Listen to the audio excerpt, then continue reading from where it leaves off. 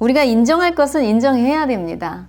법조인들이 지금까지 30년 동안 법을 공부해서 적용을 해서 기소를 하고 재판을 했는데도 불구하고 결국은 마약 천국이 지금 되어가고 있고 또 여러 가지 범죄가 늘어나고 있고 사회적 갈등이 확산되고 있어서 법원이 계속 늘어났다라는 사실. 법원이 늘어난다라는 것은 사회적으로 갈등이 그만큼 늘어난다. 그거를 증명하는 겁니다. 법원이 늘어나는 것은 좋지 않은 현상이에요. 솔직히 말씀을 드리면 법조인의 숫자가 늘어나는 것도 법조인들이 예전에 30명 뽑았는데 어느 순간 1000명 뽑았잖아요. 이렇게 계속 숫자가 늘어나는 것은 뭐냐면 그만큼 법조인들이 상대해야 되는 이게 법률적 하자를 가진 많은 이 사건, 사고들, 범죄자들, 원고, 피고가 그만큼 많이 늘어난다라는 거니까 지금 송파구 비싼 땅에도 동부구치소라고 이렇게 딱하니 세워져 있어요. 그 비싼 땅에 수감자들이 이렇게 살고 있습니다. 이 창살, 이렇게 다 창살이 치어져 있고 이거 누가 만들었을까? 제가 질문을 하면 아니 범죄자들이 스스로 범죄를 저질렀다 이렇게 대답을 한다고요. 그러면서 다 이제 범죄자들 탓을 하죠.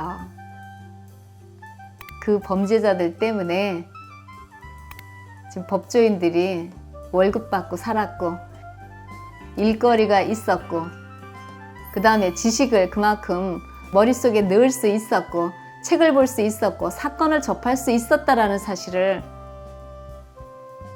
지금 전혀 인지하지 못하고 있습니다.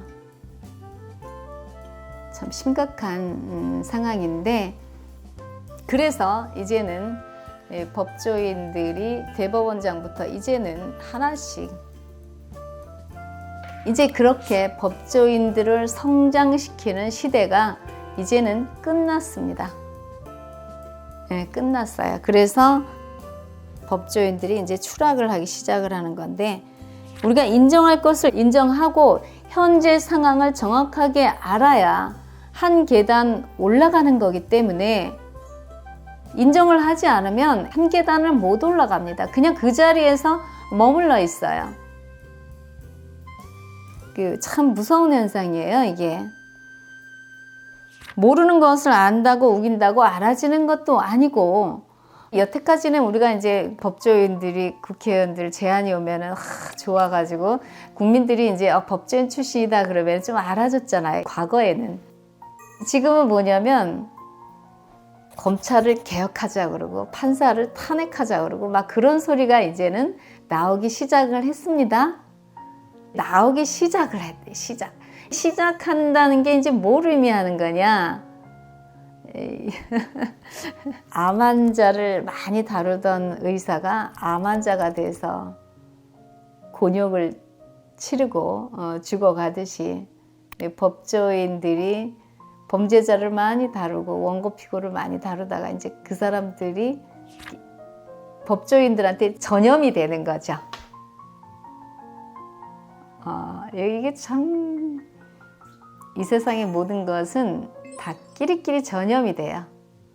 그래서 그 문제를 법조인들이 원고 피고의 갈등과 범죄자들의 문제를 나의 문제로 알고 그 문제를 해결하려고 노력하지 않는 한 이제 앞으로는 이제 같은 운명으로 이렇게 간다라는 얘기입니다. 지금의 법률 체계는 과거의 희생자들의 산물입니다. 맞잖아요. 지금 민사소송법이라는 책이 하나 나오기까지는 얼마나 많은 사건, 사고들이 그 속에 있었습니까? 그래서 그러한 사고들이 계속 반복이 되다 보니까 그것을 관리하고 다루기 위해서 체계적인 우리가 틀을 만들어 갑니다. 이게 법조인들이 보통 그 일을 해요.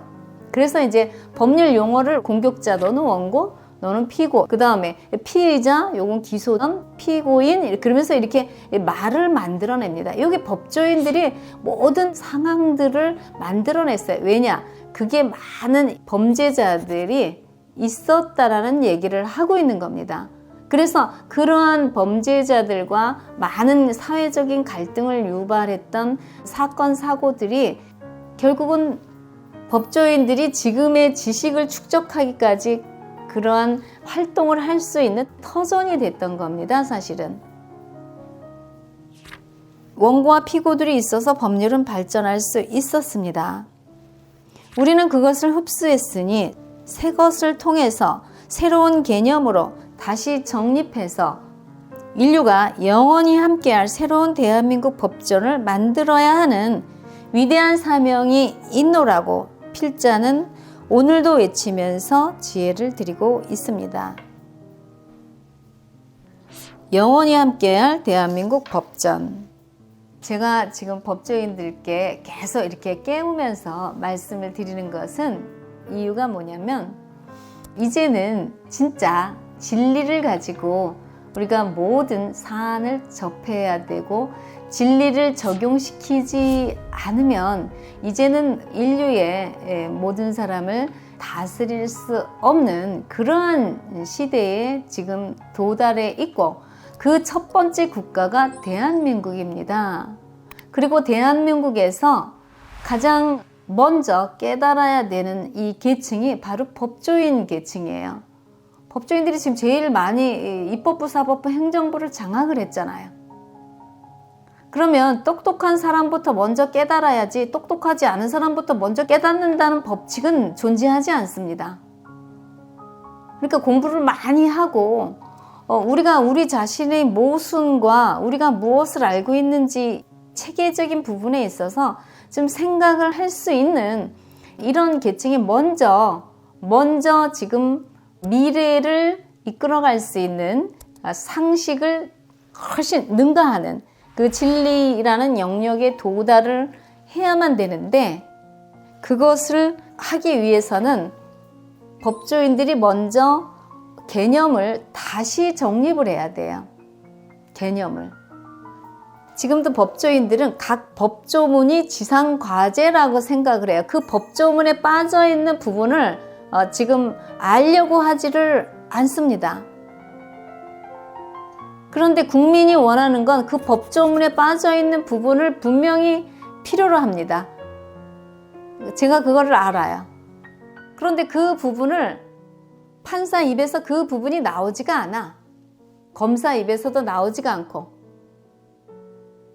그래서 이 문제를 근본적인 문제를 해결하지 못하는 건데 그 부분을 판사와 검사와 법조인들과 국회의원과 이런 분들이 다 알아야 되는데 기존에 정립된 개념을 다시 바꿔야지 되고 개념을 탈피해서 우리가 새로운 시야로 나아가려면 지금까지 여러분이 알고 있었던 이 지식, 법조문이라는 이 지식에 대해서 법조문이 잘못된 게 아니에요. 법조문은 지금 당장은 필요합니다. 지금 당장 필요해요. 그리고 이제 역할을 잘하고 있어요. 그런데 거기에 플러스 알파를 좀 알아야지 되는데 그 부분이 빠져 있는 거지. 플러스 알파를 알아야지 되는데 이번에도 보니까 원고 피고가 상대가 얘기했던 말 한마디 때문에 정신적인 상처가 되다 보니까 그거로 인해서 갈등의 골이 깊어졌어요. 그러면 말 한마디를 했는데 상대가 그 말에 대해서 상처를 받았어. 그럼 그 상처받은 크기는 어떤 거냐면 지금 현재 소송을 통해서 사생결단하겠다라고 생각하는 그 정도의 상처를 받은 겁니다. 상처의 크기가 보이지 않는 어떤 도구로 사람을 상해하면 육체가 상처가 나잖아요. 그것만 상처가 아닌 거예요. 법률적 사안이 아님에도 불구하고 이 사람들이 상처를 받으면 법률적으로 이게 문제가 됩니다. 서로 간의 갈등의 골이 깊어져서 이 부분, 법률적 부분이 아닌 부분의 중요성을 잘 모르고 있어요. 그리고 판사들이 또 그 다음에 검사들이 법률적 요건만 계속 따져요. 법률적 요건만. 지금도 국회의원 판검사들 공천하는 거 싫어하잖아요. 그러니까 법률적인 부분, 법률적 조문에 묶여 있어요. 조문에.